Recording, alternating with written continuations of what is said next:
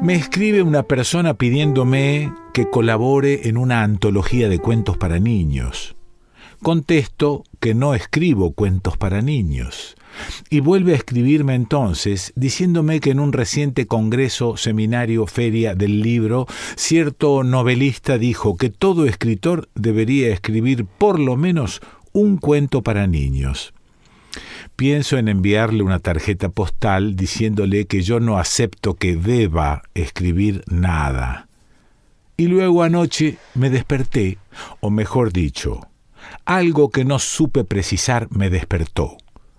Una voz en la cámara de resonancia del subconsciente, un sonido, un crujido de esos que produce el peso de un pie tras otro sobre un suelo de madera. Escuché. Noté que los pabellones de mis orejas se dilataban a causa de la concentración. Otra vez, el crujido. Estaba pendiente de él, pendiente de oír si indicaba que los pies iban de habitación en habitación, avanzando por el pasillo hasta mi puerta. No tengo blindaje de seguridad ni pistola bajo la almohada, pero sí tengo los mismos temores que las personas que toman tales precauciones. Y los cristales de mis ventanas parecen de escarcha.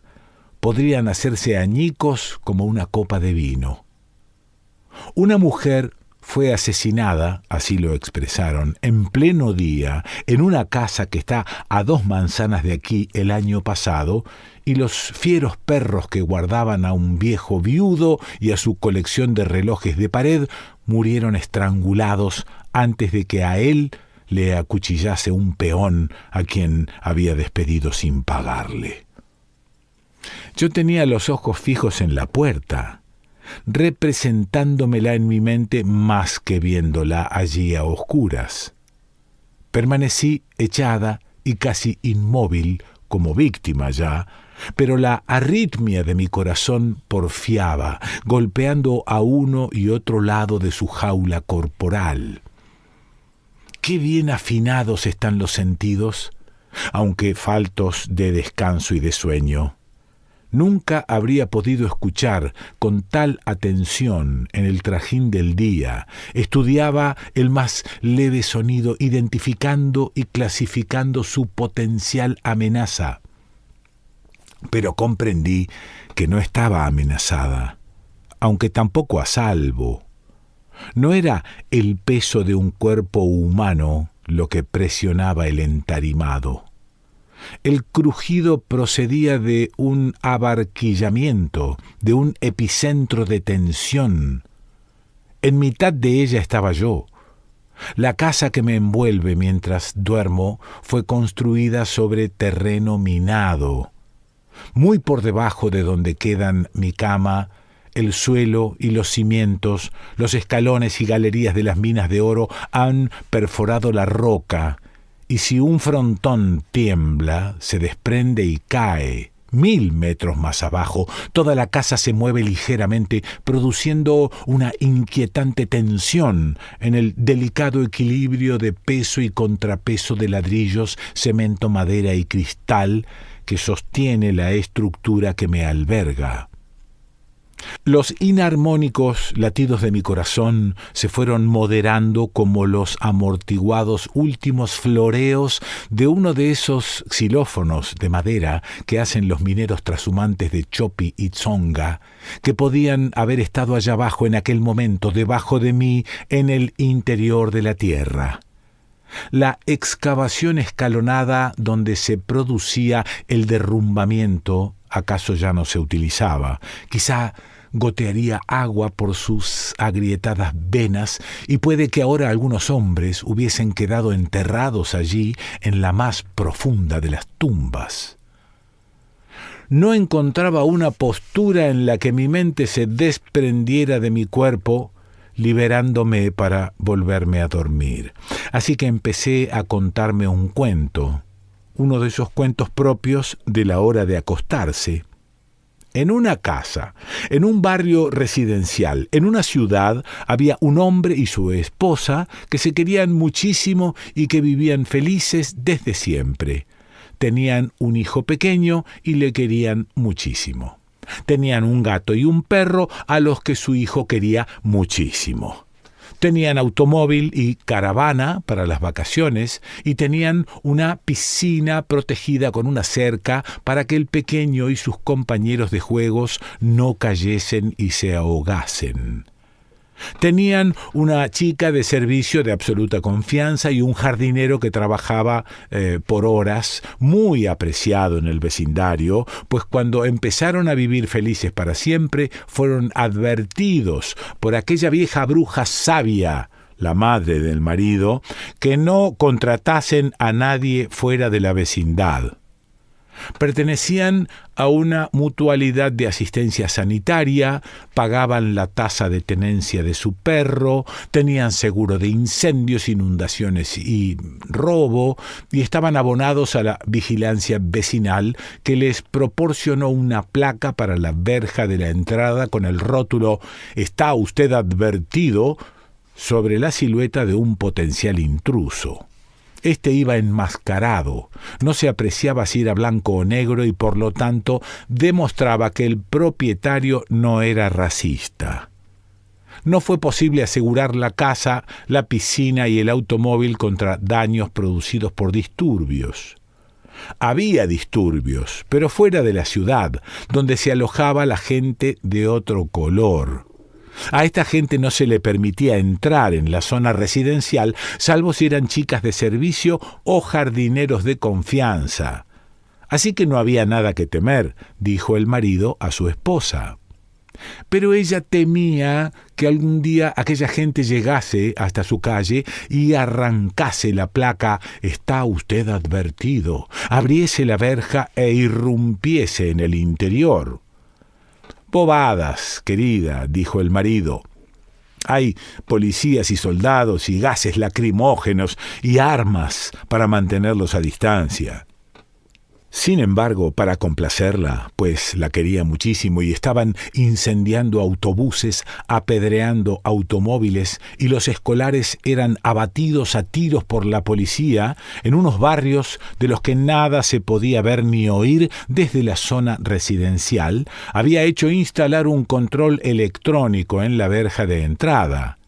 Quienquiera que desdeñase el rótulo «Está usted advertido» y tratase de abrir la verja, tendría que anunciar sus intenciones apretando un botón y hablando a través de un micrófono conectado a la casa. El hijo del matrimonio estaba fascinado por el aparato y lo utilizaba como un walkie-talkie cuando jugaba a policías y ladrones con sus amiguitos. Los disturbios fueron sofocados, pero hubo muchos robos en el barrio residencial y la fiel sirvienta de unos vecinos fue maniatada y encerrada en un armario por unos ladrones mientras cuidaba la casa de sus patronos. La fiel sirvienta del matrimonio y del niño se sintió tan afectada por la desgracia sobrevenida a una amiga que, como a menudo le ocurría a ella, tenía la responsabilidad de velar por las pertenencias del matrimonio y del niño pequeño, que suplicó a sus señores que pusiesen rejas en las puertas y ventanas de la casa y que instalasen un sistema de alarma. La esposa se avino. Tiene razón, sigamos su consejo. Y así, desde todas las puertas y ventanas de la casa en la que vivían siempre felices, vieron entonces los árboles y el cielo entre rejas. Y cuando el gatito del niño trató de encaramarse por el montante para hacerle compañía en su camita durante la noche, como hacía habitualmente, la estridente alarma sonó en toda la casa. A la alarma respondían con frecuencia, esa impresión daba, otras alarmas antirrobo en otras casas, disparadas por gatos domésticos o ratones mordisqueantes. Las alarmas se sucedían por los jardines como chillidos, gemidos y lamentos, a los que pronto todos se acostumbraron, de manera que el clamor no sobresaltaba a quienes vivían en el barrio residencial más que el croar de las ranas o la musical vibración de las patas de las cigarras. protegidos por el clamoreo de las arpías electrónicas. Los intrusos cerraban los barrotes de hierro e irrumpían en los hogares, llevándose equipos de alta fidelidad, televisores, magnetófonos, cámaras fotográficas y radios, joyas y ropa, y a veces tenían hambre suficiente para devorar todo lo que hubiese en el frigorífico, o se tomaban un descanso audaz para beberse el whisky de la vitrina o del mueble bar del jardín. Las compañías de seguros no pagaban compensación alguna si el whisky era de una sola malta, pérdida sensiblemente agravada por la certeza del propietario de que los ladrones no habrían sabido apreciar lo que se estaban bebiendo. Luego vino la época en que muchos, no incluidos en las categorías de chicas de servicio y jardineros de fiar, merodeaban por el barrio residencial porque estaban sin empleo. Algunos importunaban en demanda de trabajo, quitar las malas hierbas o pintar un tejado, cualquier cosa, señora. Pero el marido y su esposa recordaban la advertencia acerca de que no contratasen a nadie fuera del vecindario. Algunos bebían alcohol y ensuciaban la calle tirando las botellas vacías, otros pedían limosna, aguardando a que el marido o su esposa saliese con el coche por la puerta de la verja electrónicamente accionada. Se sentaban por doquier con los pies en la cuneta, bajo los jacarandáes que hacían de la calle un túnel verde, porque era un barrio residencial precioso, estropeado solo por su presencia. Y a veces se quedaban dormidos echados justo frente a la verja bajo el sol del mediodía. La esposa nunca pudo soportar ver a nadie pasando hambre. Mandaba a la sirvienta de confianza que les sacase pan y té, pero la sirvienta de confianza decía que eran holgazanes y que entrarían y la maniatarían y la encerrarían en un armario. El marido dijo: «Tiene razón, sigue su consejo, no consigues más que incitarlos con tu pan y té. Buscan su oportunidad». Y cada noche retiraba del jardín el triciclo del niño y lo guardaba dentro de la casa, pues si bien ésta era desde luego segura, una vez todo bien cerrado y conectada a la alarma, cabía, no obstante, la posibilidad de que alguien saltase por el muro o por la verja electrónicamente cerrada y penetrara al jardín. «Tienes razón», asintió la esposa, «así que el muro debería ser más alto». Y la vieja bruja sabia, la madre del marido, pagó los ladrillos adicionales como regalo de Navidad a su hijo y a su esposa. Al pequeño le regaló un traje espacial y un libro de cuentos de hadas. Pero cada semana había noticias de más allanamientos, a pleno día y en la oscuridad de la noche, de madrugada e incluso en el delicioso crepúsculo veraniego. A una familia le vaciaron los dormitorios del piso de arriba mientras cenaba en la planta baja.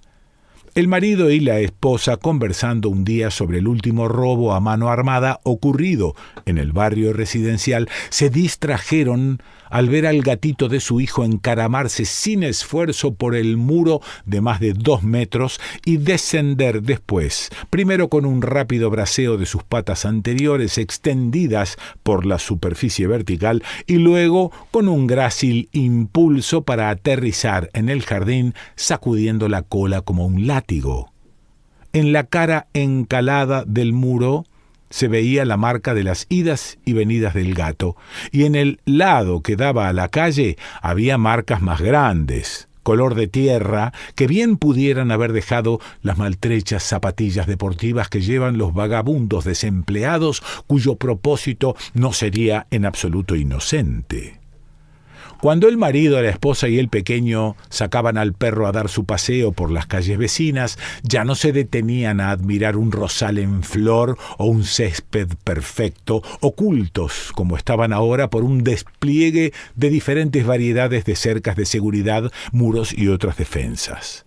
El marido, la esposa, el niño y el perro pasaban ante un notable surtido de sistemas de seguridad, La opción barata de trozos de vidrio incrustados en cemento en lo alto de los muros, las rejas que terminaban en puntas de lanza, los intentos de armonizar la estética de la arquitectura carcelaria con el estilo de las villas españolas, los pinchos pintados de color rosa y con las urnas de yeso de las fachadas neoclásicas, picas de 30 centímetros con filos como zigzags de relámpagos y pintadas de un blanco impoluto.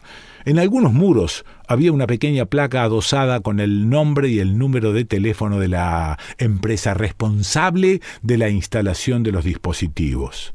Mientras el pequeño y el perro corrían por delante, el marido y la esposa se entretenían comparando la posible eficacia de cada sistema en relación con su aspecto. Y tras varias semanas de reflexionar ante las distintas barricadas, sin necesidad de hablar, ambos llegaron a la conclusión de que solo había un sistema que mereciese la pena.